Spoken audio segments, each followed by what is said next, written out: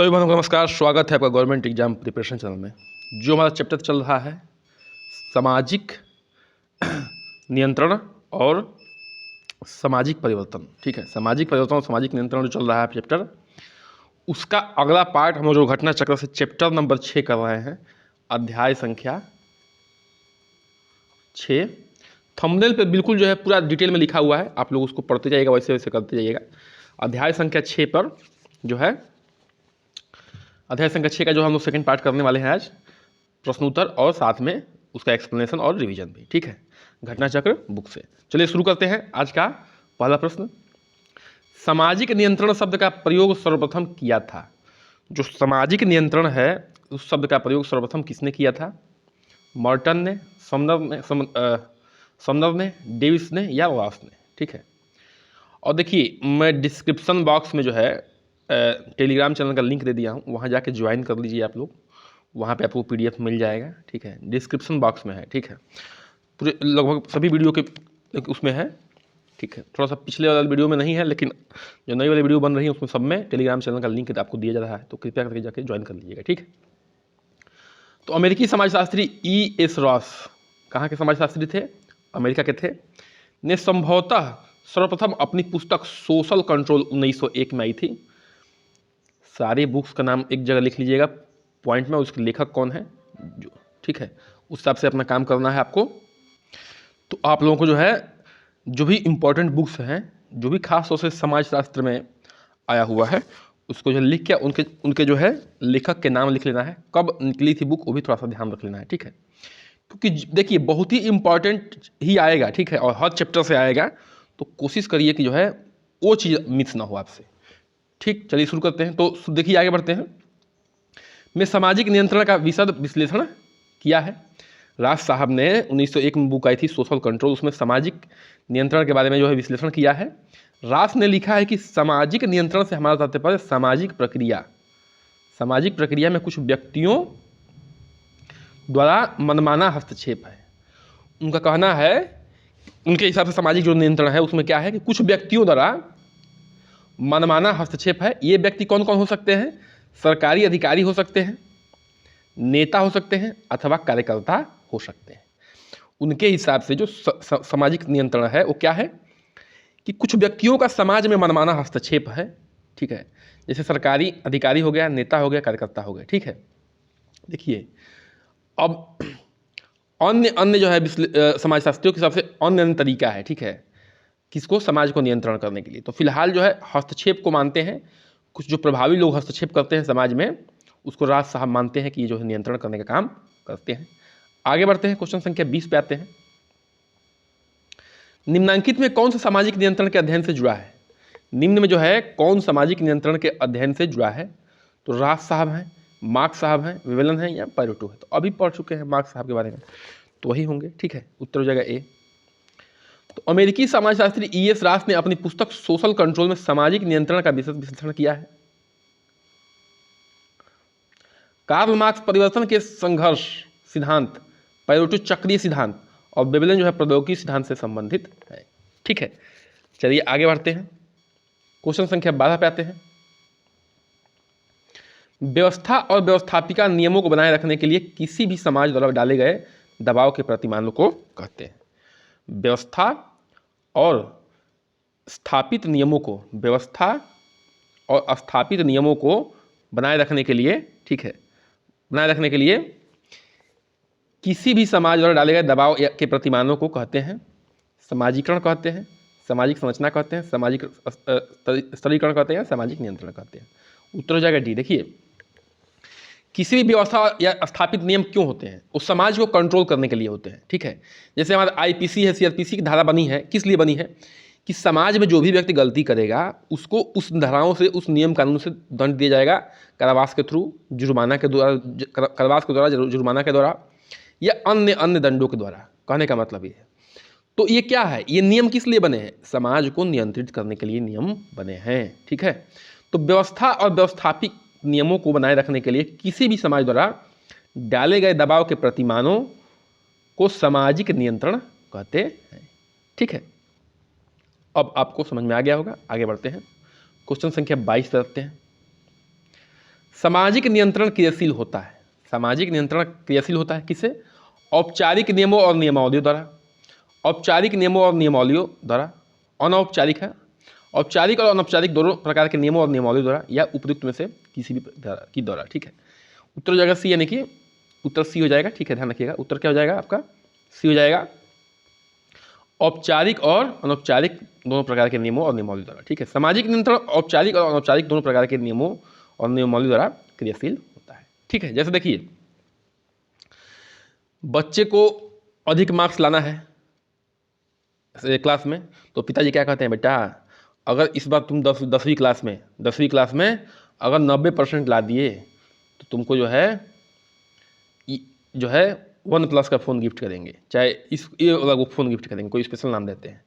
ठीक, फिर क्या कहते हैं, लेकिन वहीं अगर राज्य को करना होता है नियंत्रण समाज को, तो क्या करता है राज्य? बताइए, राज्य कहता है कि अगर तुम ये गलती करोगे, ट्रैफिक नियमों को तोड़ोगे तो इतना जुर्माना दोगे, कोई मर्डर करोगे, कोई किसी केस में फंसोगे, मारपीट में फंसोगे तो ये तुम पर धारा लगेगा, इतने साल जेल रहोगे, ये जुर्माना देना पड़ेगा।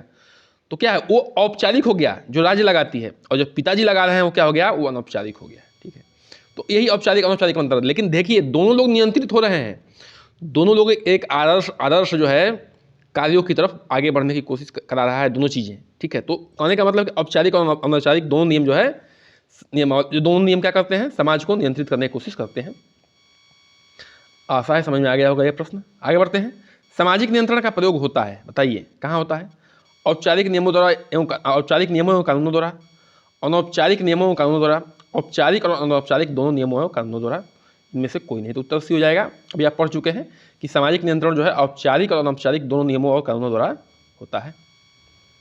तो देखिए, जो सामाजिक नियंत्रण का प्रयोग है औपचारिक और तथा अनौपचारिक दोनों नियमों द्वारा एवं कानूनों द्वारा होता है। आगे बढ़ते हैं, औपचारिक और अनौपचारिक जो भी बात जब भी आपके दिमाग में आएगा तो आप याद कर लीजिएगा कि राज्य कौन सा कानून लगाता है, दंड देने का काम करता है, और जो है हमारे हर परिवार क्या करता है, प्रोत्साहित करता है। समाज भी क्या करता है, प्रोत्साहित करता है, और टांग भी खींचता है, कोई गलत काम करते हैं तो टांग भी खींचता है। ठीक है, तो वो अनौपचारिक में आ जाएगा। सामाजिक नियंत्रण का सबसे उत्तम एवं प्रभावी ढंग है, सामाजिक नियंत्रण का सबसे उत्तम और प्रभावी ढंग है कौन सा? इसमें से नीचे से देख के बताइए। समाजीकरण, विधि निर्माण, धर्म और सामाजिक मान्यताएं। तो देखिए, जो सामाजिक नियंत्रण का सबसे उत्तम और प्रभावी ढंग है, समाजीकरण है। क्या है? समाजीकरण। अभी पता चल जाएगा क्यों। देखिए क्यों। समाजीकरण की प्रक्रिया सामाजिक नियंत्रण से बहुत ही सीधे ढंग से जुड़ी हुई है। समाज में कौन सा व्यवहार अपेक्षित है और अनपेक्षित है, इसकी जानकारी व्यक्ति को समाजीकरण के द्वारा होता है। कहते ना यार ये व्यक्ति सामाजिक नहीं है, मतलब क्या है, समाज से कटा हुआ आदमी है, ये व्यक्ति बहुत सामाजिक है, मतलब समाज से जुड़े हुए आदमी है। मतलब क्या है बताइए, उनको समाज में जो भी नियम चल रहे हैं, क्या गलत है क्या सही है, किससे कैसे बात करना है, किसके साथ कैसा व्यवहार करना है, ठीक है, कौन सी चीज़ें गलत है कौन सही है, इन पे जो है ज़्यादा ध्यान, मतलब कि उनको पता है ये सब चीज़ें। ठीक है, तो कहने का मतलब ये है कि जैसे आप चोरी करते हैं तो क्या होगा, समाज की नज़रों में गिर जाएंगे। समाज जिसको क्या करती है, गलत निगाह से देखती है। जो सामाजिक आदमी होगा वो चोरी नहीं करेगा, वो जानता है कि चोरी करने से क्या होगा, हमारी बेइज्जती होगी, पूरे समाज में हम जो है गिर जाएंगे और हमारा नाम खराब होगा। तो सामाजिकरण जो होता है वो सामाजिक नियंत्रण करने का क्या होता है, सीधा तरीका होता है। जिन माध्यमों के द्वारा सामाजिकरण होता है, बहुत ही हद तक उन्हीं माध्यमों के द्वारा सामाजिक नियंत्रण भी होता है। जिन माध्यमों से सामाजिकरण होता है, जैसे स्कूल में बच्चा गया, समाज में किसी समाज में रहने, मतलब रिश्तेदारी में गया, कहीं किन्हीं दोस्तों के साथ बैठ रहा है उठ रहा है, तो हर जगह जो है उसका सामाजिक नियंत्रण हो रहा है। ठीक है, उसका सामाजिक नियंत्रण हो रहा है। इसलिए कभी भी सामाजिकरण एवं सामाजिक नियंत्रण को प्रक्रिया एक सी लगती है। सामाजिकरण की प्रक्रिया है और सामाजिक नियंत्रण की प्रक्रिया एक सी लगती है। जब व्यक्ति सामाजिक होता है तो अपने आप नियंत्रित होने लगता है। सामाजिकरण सामाजिक नियंत्रण का एक आधार है। जितना अधिक सामाजिक मानदंडों के अनुरूप सामाजिकरण होगा, समाज में सामाजिक नियंत्रण भी उतना ही आसानी से होगा। जितना अधिक सामाजिक मानदंडों के अनुरूप सामाजिकरण होगा, जितना अधिक सामाजिक मानदंडों के अनुरूप सामाजिकरण होगा, समाज में नियंत्रण भी उतना ही आसानी से हो जाएगा। ठीक है, अतः अब स्पष्ट हो चुका है कि सामाजिक नियंत्रण का सबसे उत्तम प्रभावी ढंग क्या है, सामाजिकरण ही है। ठीक है, कहने का मतलब है व्यक्ति कहाँ सीखता है, समाज सीखता है। अपने समाज में क्या कहता है, अपने परिवार आता है, स्कूल आता है, उसका जो है घर पर घर के लोग पड़ोसी आते हैं, तो ये लोग क्या करते हैं, बच्चा जब भी जन्म लेता है इन सब इन्वायरमेंट से सीखना शुरू कर देता है, उसी से सामाजिकरण होता है, उसको ये पता चलता है कि कौन सी चीज़ गलत है कौन सही है, किस रास्ते पे हमें चलना है, हम इस रास्ते पे चल लेंगे तो हमारी बेइज्जती होगी, हम इस रास्ते पे चलेंगे तो हमें जो है हमारा नाम होगा, हमारे माँ बाप का नाम होगा, हमारे घर परिवार का नाम होगा। तो कहने का मतलब है कि सामाजिक नियंत्रण जो है उसका वहीं से शुरू हो जाता है। सामाजिक नियंत्रण क्या है, एक समाज द्वारा बनाए गए आदर्शों की तरफ जो है उन्मुख होना, आगे बढ़ना, ठीक है, जो भी आदर्श समाज द्वारा बनाया गया कि हाँ ये सही है, उसकी तरफ जो है आगे बढ़ना, वही सामाजिक नियंत्रण होता है। चाहे वो दंड दे के बनाया जाए, चाहे वो पुरस्कार दे के बनाया जाए, चाहे जो है कैसे भी बनाया जाए, चाहे उसको मोटिवेट करके बनाया जाए, ठीक है, उसका सबका अलग अलग तरीका होता है। आगे बढ़ते हैं। औपचारिक सामाजिक नियंत्रण के अंतर्गत कौन सा साधन नहीं है। औपचारिक की बात हो रही है, ध्यान रखिएगा, औपचारिक, अनौपचारिक की बात तो नहीं हो रही है। तो कानून, कारावास, धर्म और राज्य। तो देखिए, कानून हो गया, कारावास हो गया और राज्य हो गया, ये सभी क्या है, औपचारिक है। तो ये नहीं की बात कर रहा है, तो नहीं कौन होगा, धर्म होगा, ठीक है। धर्म जो है औपचारिक नहीं है, ठीक है, ये अनौपचारिक में आ जाएगा। सॉरी। औपचारिक नियंत्रण वह नियंत्रण है जो निश्चित लिखित कानूनों, ध्यान समझ लीजिए कि औपचारिक नियंत्रण क्या है, जो लिखित कानूनों द्वारा संपन्न होता है, जिसे व्यक्ति या समूह को मानना ही पड़ता है, ठीक है। अब देखिए, धर्म में भी लिखित चीजें हैं, लेकिन वो सिर्फ एक धर्म के लिए है ना, बाकी धर्म के लोग तो उसको मानेंगे नहीं। लेकिन जो कानून है, जो संविधान में लिखा हुआ है, जो आईपीसी सीआरपीसी में लिखा हुआ है, वो सब पे लागू है, ठीक है, वो सब पे लागू है। तो कहने का मतलब ये है कि जो लिखित कानून द्वारा संपन्न होता है वो क्या होता है, औपचारिक होता है, जिसे व्यक्ति या समूह को मानना ही पड़ता है। औपचारिक नियंत्रण के साधनों का विरोध करने पर दंड देने की व्यवस्था होती है। जो भी औपचारिक नियमों का औपचारिक नियंत्रण के साधनों का विरोध करेगा वो क्या करेगा, वो दंड खाएगा, ठीक है। जैसे सीआरपीसी की धारा में लिखी हुई है, आईपीसी की धारा में कि 302 का मर्डर करेंगे तो आपको जो है सजा होगी, जेल होगा। तो आप मर्डर करेंगे तो आपको जेल होगा, ठीक है। राज्य, पुलिस, न्यायालय, किसी भी औपचारिक संगठन इत्यादि के द्वारा किया गया नियंत्रण औपचारिक नियंत्रण में का उदाहरण है, ठीक है। राज्य हो गया, पुलिस हो गया, न्यायालय हो गया, किसी भी औपचारिक संगठन द्वारा इत्यादि द्वारा किया गया नियंत्रण क्या है, औपचारिक में आएगा। धर्म हो गया, परिवार हो गया, समाज हो गया, ये सब क्या है, अनौपचारिक है। आगे बढ़ते हैं। क्वेश्चन संख्या 26 पे आते हैं। पिता का पुत्र के व्यवहार पर नियंत्रण को किस श्रेणी में रखेंगे, बताइए। अभी आपको बताया जा चुका है कि जब पिता अपने पुत्र के व्यवहार पर नियंत्रण करता है तो किस श्रेणी में आएगा, औपचारिक नियंत्रण में आएगा, अनौपचारिक और अनौपचारिक नियंत्रण में आएगा, या अनौपचारिक में नियंत्रण में आएगा, उपयुक्त में से कोई नहीं। उत्तर जाएगा सी, ठीक है। तो पिता का पुत्र पे के व्यवहार पर नियंत्रण जो है अनौपचारिक श्रेणी में आएगा, क्योंकि ये लिखित कोई कानून नहीं है पिताजी के पास कि आपको ऐसे ही इसको नियंत्रित करना है, ठीक है। तो इस चीज़ों को आप ध्यान रखिएगा, और हमें पूरा विश्वास है आप लोगों को समझ में आ रहा होगा। पिछला जो भी लेक्चर्स हम लिए हैं उसको थोड़ा देख लीजिएगा, सामाजिक नियंत्रण, ठीक है। प्लेलिस्ट में जाके, मैं लिंक नहीं दे पा रहा हूँ, वहाँ तक पहुँच नहीं पा रहा हूँ, कुछ सिस्टम में गड़बड़ी आ गई है लग रहा है। तो आप लोग प्लेलिस्ट में जाकर देख लीजिएगा, सब थंबनेल पे लगा हुआ है और बेहतरीन ढंग से बताने की कोशिश की गई है। आप लोगों को पूरी तरह से विश्वास है कि आपको समझ में आएगा, जैसे अभी समझ में आ रहा है, ठीक है। चलिए क्वेश्चन 27 पे आते हैं। सामाजिक नियंत्रण का मुख्य लक्ष्य क्या है। सामाजिक नियंत्रण का मुख्य लक्ष्य क्या है, सही समय पर चुनाव करना, सामाजिक विकास तेज करना, आदर्श नियमों और सामाजिक मूल्यों का अनुपालन करना, या कीमतों का नियंत्रण करना, ठीक है। तो सामाजिक नियंत्रण का मुख्य लक्ष्य क्या है हमारा भाई, मुख्य लक्ष्य की बात हो रही है, तो सी हो गया कि आदर्श नियमों और सामाजिक मूल्यों का अनुपालन करना। सामाजिक नियंत्रण को मैं बता चुका हूं कि आदर्श की तरफ बढ़ना है। जो भी आदर्श नियम हमारे कानून ने डिफाइन किया है, समाज ने डिफाइन किया है, उसकी तरफ हमें बढ़ना है, वही सामाजिक नियंत्रण है। चलिए आगे बढ़ते हैं, तो इसको एक्सप्लेनेशन देख लेते हैं। सामाजिक नियंत्रण की प्रक्रिया का मुख्य उद्देश्य समाज को अव्यवस्था से बचाना, तो भविष्य में उसके अस्तित्व को कायम रखना है, ठीक है। सामाजिक नियंत्रण का मुख्य काम क्या है कि समाज को अव्यवस्था से बचाना। जब भी सामाजिक नियमों के खिलाफ या कानून के खिलाफ जब एक समूह जाने लगेगा, एक आदमी जाने लगेगा, तो क्या होगा, अव्यवस्था फैलने लगेगी, शांति नहीं रहेगी समाज में। इसलिए तो नियम कानून बनाया गया कि हमारा देश शांति से चले, सुखद तरीके से चले, कोई अव्यवस्था ना फैले, हर आदमी चैन की नींद सोए, ठीक है। भविष्य में उसके अस्तित्व को कायम रखना है। जिस प्रकार राज्य अपने नियमों का उल्लंघन करने वाले दंड देता है, जिस तरह से राज्य जो भी नियम उल्लंघन करते हैं लोग उनको दंड देता है, समाज भी सामाजिक नियमों को तोड़ने वाले को दंड देता है, जिसके कारण लोक व्यवहार में निश्चितता, एकरूपता रहती है। ठीक है, देखिए जैसे समाज कैसे दंड देती है। ठीक है, समाज कैसे दंड देती है। अब देखिए, जैसे कोई व्यक्ति है, ठीक है, कोई व्यक्ति है और वो क्या कर रहा है, वो चोरी कर रहा है। ठीक है, वो चोरी कर रहा है या उसका चरित्र बहुत गंदा है, तो उसको लोग हेय दृष्टि से देखते हैं, अपने पास जल्दी बैठाते नहीं हैं, अपने घर में जल्दी आने के लिए उसको मना करते हैं, संकोच करते हैं कि अरे हमारे घर में आएगा हाथ मार देगा या गलत नजर रखेगा। ठीक है, तो ऐसे लोगों से लोग बचाव करते हैं, हीन भावना से उसको देखते हैं। अतः सामाजिक नियंत्रण का मुख्य लक्ष्य जो है आदर्श नियमों और सामाजिक मूल्यों का अनुपालन करवाना है। ठीक है, जो भी सामाजिक नियंत्रण है उसका मुख्य लक्ष्य क्या है, आदर्श नियमों और सामाजिक मूल्यों का अनुपालन करवाना है। आगे बढ़ते हैं, क्वेश्चन संख्या हम किस पे आते हैं, 28 पर आते हैं। निम्न में से सामाजिक नियंत्रण का कौन सा साधन जनरीति है। निम्न में से कौन सा सामाजिक नियंत्रण का कौन सा साधन जो है जनरीति है। जनरीति मतलब कि जो समाज है उसकी अवधारणा है, धारणा है। नमस्ते करना, अंतर्विवाह करना, बहिर्विवाह करना, एक विवाह करना। ठीक है, तो ये ए हो गया, ये नमस्ते करना हो जाएगा। देखिए कैसे बता रहा हूँ, ठीक है, सब समझ में आ जाएगा। समाज में प्रत्येक व्यक्ति को यह आशा रखता है कि ये किस परिस्थिति में उसे किस ढंग से व्यवहार करना चाहिए। जनरीति का मतलब होता है कि जो जनरीति में चर्चा में है। ठीक है, व्यवहारों की अपेक्षा हर समाज में अलग अलग प्रकार होती है।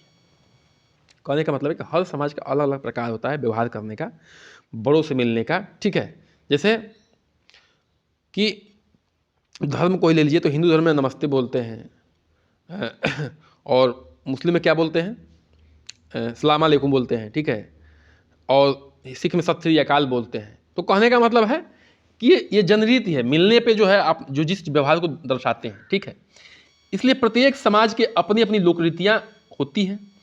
हिंदी क्षेत्रों में यह अपेक्षा की जाती है कि यदि आप अपने से बड़ा अतिथि आता है तो हाथ जोड़कर क्या करें, नमस्ते करें अथवा पैर छूना चाहिए। ये हम लोगों के हिंदू धर्म में है। लेकिन यदि कोई व्यक्ति उस परंपरा को ढंग से अभिनंदन नहीं करता है तो ऐसे लोग थोड़ी बहुत निंदा हो जाती है। देखिए भाई, इसको जो है जनरीति पता नहीं है कि जनरीति में क्या होता है, अपने बड़ों से कैसे मिलते हैं, अपने बड़ों से क्या करते हैं, नमस्ते किया जाता है, पैर छुआ जाता है, ये सब इसको पता ही नहीं है। ठीक है, तो ऐसे लोगों को जो है समाज में क्या करते हैं, थोड़ा सा अलग दृष्टि से देखा जाता है। वैसे लोगों की थोड़ी बहुत से निंदा हो जाती है, पर समाज उसे कठोर दंड नहीं देता है। अगर आप किसी को नमस्ते नहीं करेंगे तो आपको दंड नहीं मिलेगा, लेकिन आप जनरीति को पता नहीं है, आपको ये चीज़ें हैं। ठीक है, अपेक्षित व्यवहार मात्र अपेक्षित ही होता है, नितांत आवश्यक नहीं है। दूसरे शब्द में जनरीति एक शुद्ध बिहेवियर है। मतलब कि शुद्ध बिहेवियर का मतलब ये व्यवहार आपको करना ही चाहिए। ठीक है, नहीं करते हैं तो कोई दंड नहीं मिलेगा, लेकिन एक जो है समाज की दृष्टि में आप जो है निंदनीय हो जाएंगे। आगे बढ़ते हैं, क्वेश्चन संख्या 29 पे आते हैं। किसने सामाजिक नियंत्रण के दो प्रकार प्रत्यक्ष एवं अप्रत्यक्ष का उल्लेख किया है। किसने सामाजिक नियंत्रण के दो प्रकारों का, किसका प्रत्यक्ष का और अप्रत्यक्ष का उल्लेख किया है। किम्बाल यंग ने किया है, कार्ल मैनहीम ने किया है, सियाल कूले ने किया है, मैक्स वेबर ने किया है। तो उत्तर हो जाएगा इसका बी, यानी कि कार्ल मैनहीम ने किया है। सामाजिक नियंत्रण के दो इन्होंने प्रकार को माना है, प्रत्यक्ष को एक और एक अप्रत्यक्ष को। जैसे देखिए, प्रत्यक्ष मतलब क्या कि जो डायरेक्टली नियंत्रण करने की कोशिश करते हैं, डायरेक्ट एकदम कांटेक्ट में आके। अप्रत्यक्ष मतलब कि जो दूर रह के नियंत्रण करते हैं। ठीक है, जैसे कार्ल मैनहीम ने प्रत्यक्ष और अप्रत्यक्ष सामाजिक नियंत्रण की चर्चा अपनी पुस्तक मैन एंड सोसाइटी में विस्तार से किया है। ठीक है, कार्ल मैनहीम ने अपनी पुस्तक कौन सा बताइए, सामाजिक नियंत्रण की चर्चा अपनी पुस्तक मैन एंड सोसाइटी में विस्तार से किया है। प्रत्यक्ष रूप से नियंत्रण प्रायः प्राथमिक समूह द्वारा किया जाता है।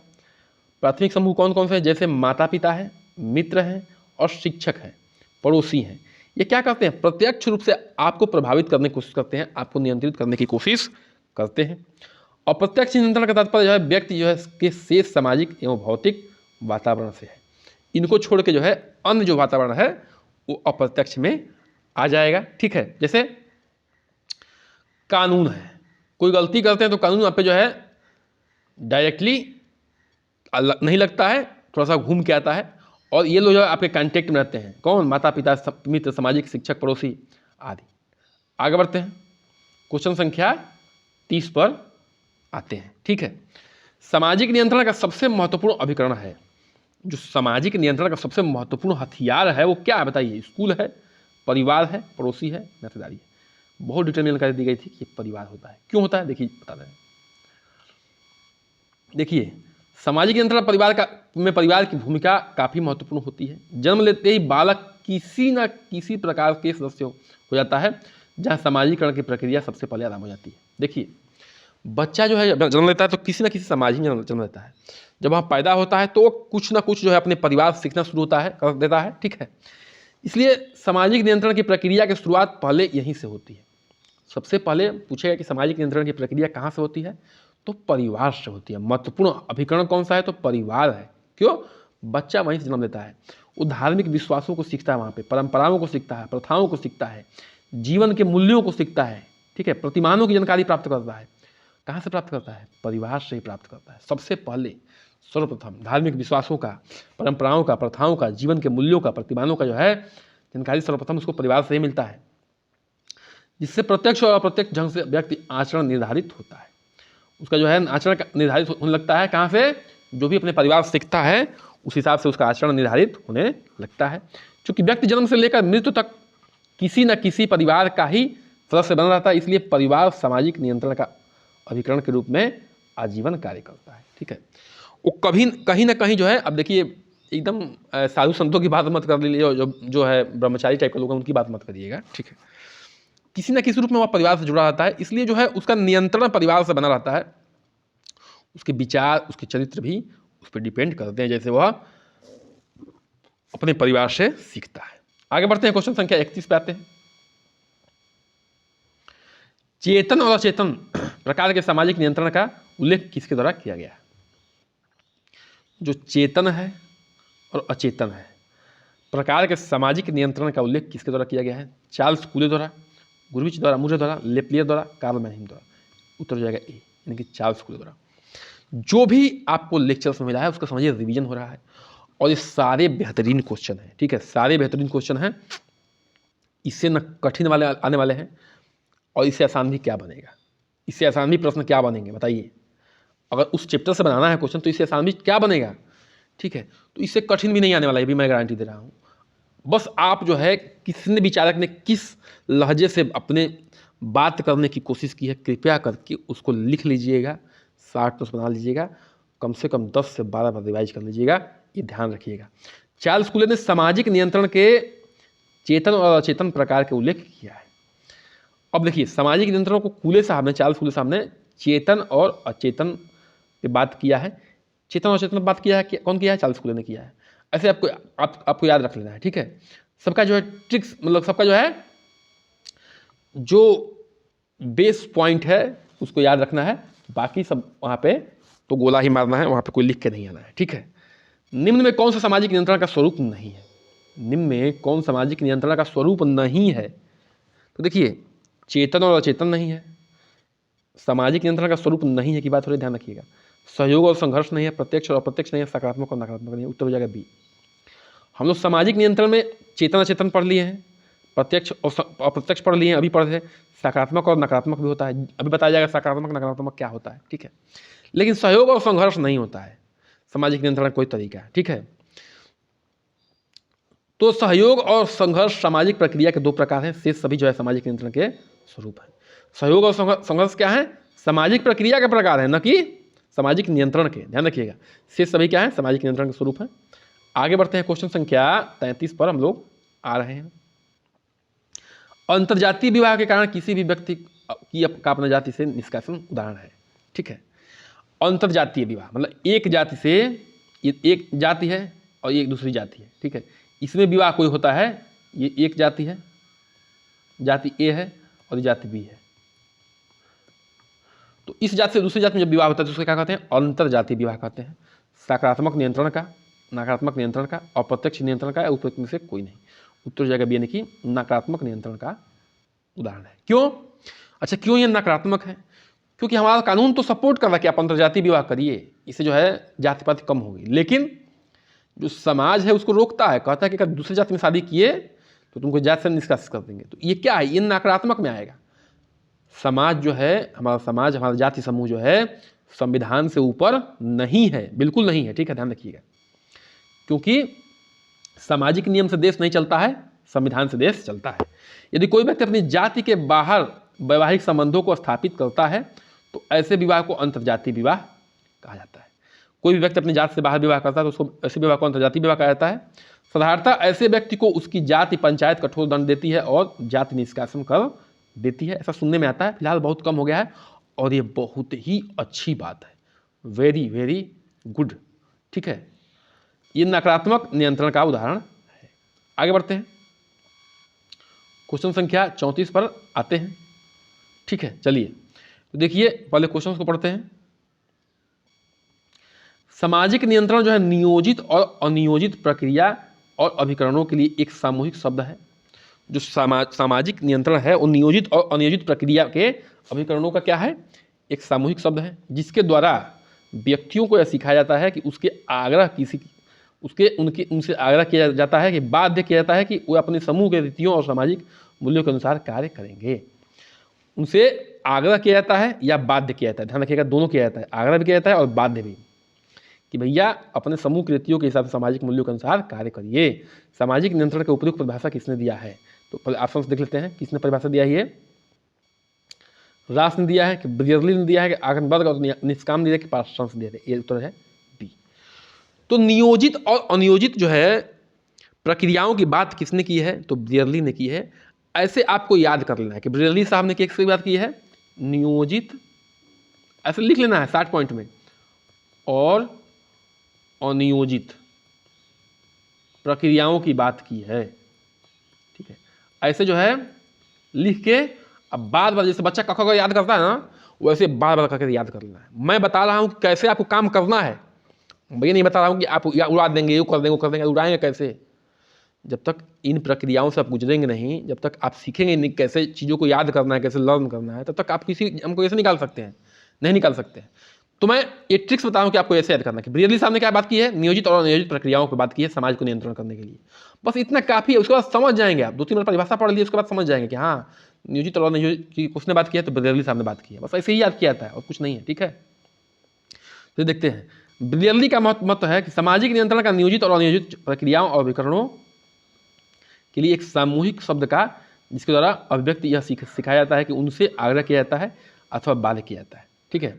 नियोजित और अनियोजित प्रक्रिया और अभिकरणों के द्वारा सामूहिक शब्द है, जिसके द्वारा व्यक्ति को सिखाया जाता है या उनसे आग्रह किया जाता है या उनको बाध्य किया जाता है कि वे अपने सामूहिक रीतियों और सामाजिक मूल्यों के अनुसार कार्य करें। आगे बढ़ते हैं, क्वेश्चन संख्या 35 पर आते हैं। आगमन और निमकाम के अनुसार यह कौन सी प्रक्रिया एवं साधन है जिसके द्वारा एक समूह सामाजिक मानदंडों के विचलन को सीमित करता है। आगन वर्ग और निमकाम के अनुसार यह कौन सी प्रक्रिया है, वह कौन सी प्रक्रिया एवं साधन है जिसके द्वारा समूह सामाजिक मानदंडों के विचलन को सीमित करता है। समूह क्या करता है, सामाजिक मानदंडों के विचलन को, सामाजिक जो मानदंड है उससे जो भी हटता है उसको सीमित करता है। तो सामाजिक नियंत्रण है, सामाजिक संगठन है, सामाजिक संस्था है या सामाजिकरण है, तो उसका उत्तर जाएगा ए। अरे सामाजिक नियंत्रण क्या है, जो भी समाज का मानदंड है उससे हटेंगे तो सामाजिक नियंत्रण जो भी अभिकरण है या जो भी हथियार है, चाहे औपचारिक हो चाहे अनौपचारिक हो, वो आपको फिर से सामाजिक मानदंडों पर लाने की कोशिश करेंगे, वही तो सामाजिक नियंत्रण है और क्या है, ठीक है।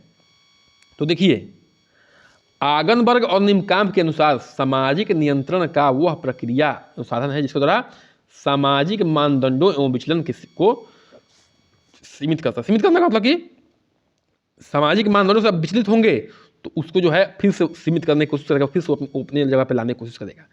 तो आगनबर्ग और निमकाम साहब ने किसकी बात की है, सामाजिक मानदंडों की बात की है, उसको सीमित, सामाजिक मानदंडों से विचलन को सीमित करने की बात की है। सामाजिक मानदंडों से विचलन को सीमित करने की बात की है किसने, आगनबर्ग और निमकाम साहब ने। इस तरह से आपको लिख लेना है एक 60 पॉइंट्स में और उसको याद करना है, बार बार रखना है। आज के अंतिम प्रश्न पे आते हैं बहनों। कृपया करके चैनल को सब्सक्राइब कर दीजिए, लाइक करिए, शेयर करिए, बताइए सेशन कैसा लग रहा है, ठीक है। कौन सा व्यवहार सामाजिक नियंत्रण से मेल नहीं खाता, इसमें से कौन सा व्यवहार है जो सामाजिक नियंत्रण से मेल नहीं खाता है। प्रार्थना स्थल पर धार्मिक अनुष्ठान, अपनी ही जाति में विवाह, हड़ताल पर जाना, आयकर चुकाना। तो देखिए उत्तर हो जाएगा सी। देखिए धार्मिक स्थल पर धार्मिक अनुष्ठान जो है इससे क्या होता है, ये जो है क्या है, अनौपचारिक हथियार है, अनौपचारिक प्रक्रिया है जिससे समाज नियंत्रण होता है। अपनी जाति में विवाह करना, ये भी जो है अपने समाज का मानदंड है कि अपनी जाति में विवाह करो। आयकर चुकाना, ये सरकार की नीति है कि आयकर आपको चुकाना है अगर आप आयकर से अधिक आते हैं तो, ठीक है। तो ये सब क्या है, ये सब जो है सामाजिक नियंत्रण करने को है। हड़ताल पर जाना, तो समाज नियंत्रण हो रहा है कि हड़ताल पर जा रहे हैं आप तो समाज को और उसकी तरफ ले जा रहे हैं, ठीक है। खैर हड़ताल अच्छे कामों के लिए भी होता है, लेकिन ये नियंत्रण की श्रेणी में नहीं आता है, वो अपनी मांग रखने के लिए होता है। देखिए हड़ताल पर जाना सामाजिक नियंत्रण से मेल नहीं खाता है। प्रार्थना स्थल पर धार्मिक अनुष्ठान और सामाजिक नियंत्रण किया जाता है। प्रार्थना स्थल पर धार्मिक अनुष्ठान द्वारा सामाजिक नियंत्रण किया जाता है। इसी प्रकार हिंदू समाज में यह अपेक्षा की जाती है कि अपनी जाति के में विवाह करें, ऐसा ना करने पर समाज दंड देता है, जाति से निष्कासित भी कर सकता है, ठीक है। हिंदू समाज में क्या मानते हैं कि अपनी जाति में शादी करिए, नहीं तो जाति से निष्कासित हो जाएंगे आप। सरकार नागरिकों से यह अपेक्षा रखती है कि आप जो है आयकर के दायरे में हो तो जो है सरकार को टैक्स दें। अगर आप आयकर के दायरे में तो सरकार को टैक्स दीजिए। जो इसे नियम का पालन करते हैं उस सरकार उन पर जुर्माना लगाती है, ठीक है। जो भी इस नियम को पालन नहीं करते उस पर क्या लगता है, सरकार जुर्माना लगाती है, अधिक टैक्स पे करना पड़ता है। तो कहने का मतलब क्या है कि ये सब जो है तीनों सामाजिक नियंत्रण के श्रेणी में आते हैं, जबकि हड़ताल जो है सामाजिक नियंत्रण की श्रेणी में नहीं आएगा। इसी के साथ आज का सेशन करते हैं समाप्त। कृपया करिए चैनल को सब्सक्राइब, लाइक, शेयर, बने रहिए हमारे साथ। नमस्कार।